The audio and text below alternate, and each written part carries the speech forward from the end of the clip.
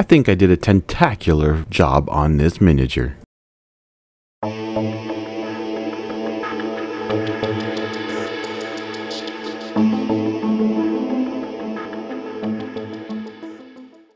Hey everybody, welcome back to the channel. So we are painting the Reaper today from Massive Darkness 2. This is one of the bosses.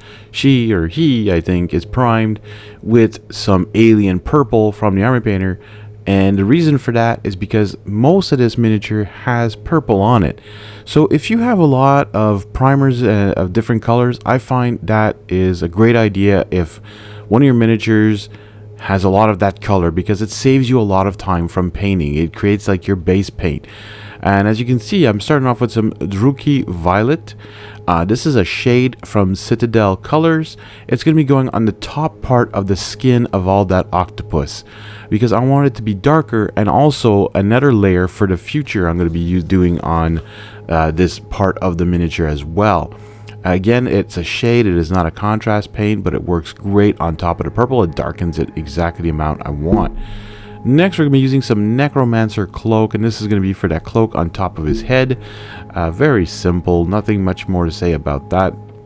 And again, coming back to the primer, like I said, so if your miniatures, like let's say you're batch painting and they're all like skeletons, well, use skeleton bone and then just shade them and then do the clothing or whatever they're wearing. That'll save you so much time in the painting process. Yeah, primers can be expensive. Yes, you can buy some regular primers at your local hobby shop, or actually no, more at like your craft store or your hardware store.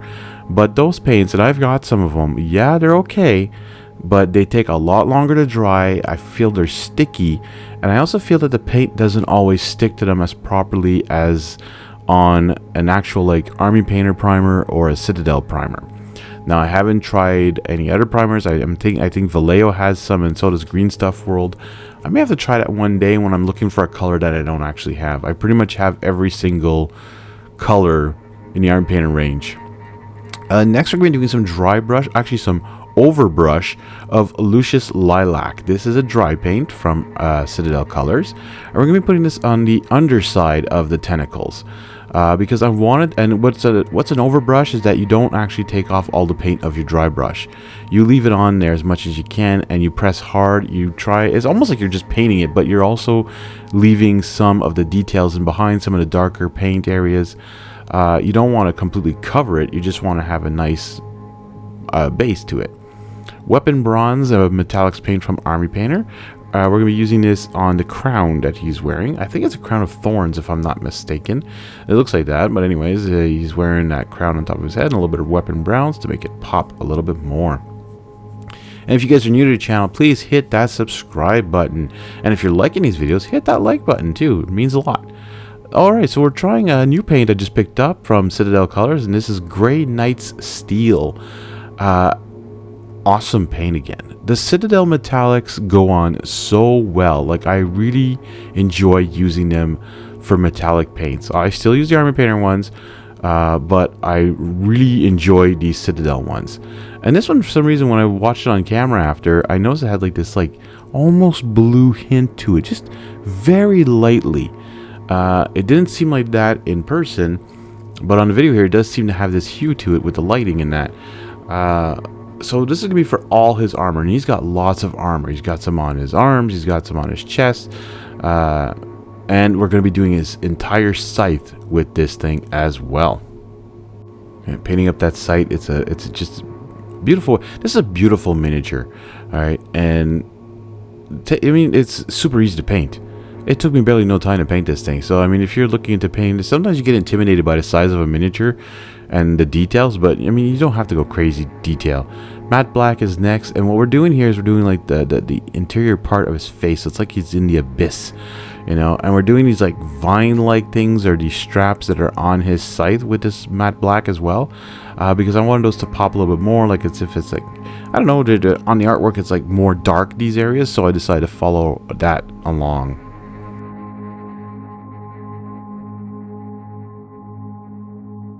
Alright, so we're coming back to some dry brushing with some Eldar Flesh, another Citadel Colours dry paint. Again, sort of over brushing, but just touching those like those suction cups. Okay, we want to give them like a fleshy look to them. So Eldar flesh was a good choice for this. Plus it's lighter than the purple that was underneath already. And like I said, it's an overbrushing because you kind of want to touch a little bit harder just on those suction things. So you try not to get on the inside. And as you can see, I don't go into the super crevices of those suction cups, so some of that purple stays there anyways. So it's really just getting like as much as the raised edges, but with more paint. Like you could just take a some sort of a flesh paint as well and probably put this on there, and it would do a good job too. But you're gonna have a lot of work painting every individual tentacle. So I suggest dry brushing technique just to get this ready for the table. You don't want to be spending 3-4 hours on this miniature. Dawnstone now, another dry paint here. We're just dry brushing his cloak just to give it a little bit more detail, a little bit more depth to it. Matte white for the tiny little eyes that he has poking out in there. It just makes it freaky looking. Flat brown is next as well. This is a Vallejo color, or Vallejo, as some would say. This is for the straps on his armor. He's got some leather straps going around. And this flat brown is actually got like a reddish hint to it. I don't use it very often, but it's a nice brown. And the Vallejo model colors, I find, are a little bit thicker, but really cover well. So don't put too much on your brush, and use a wet palette, of course, and take some off the brush a little bit, and then just go ahead to go to town with this paint. Okay, here's something we're doing that might be a little weird. I'm using some Basilicanum gray now on the top part of the octopus skin. Alright, so I'm really not applying this like perfectly either, because I want like a hue between the purple and the darker colors. So the skin on the artwork had like a grayish tone to it, but with purple background. And that's what I'm trying to attempt here. And I think it comes out really well in the end.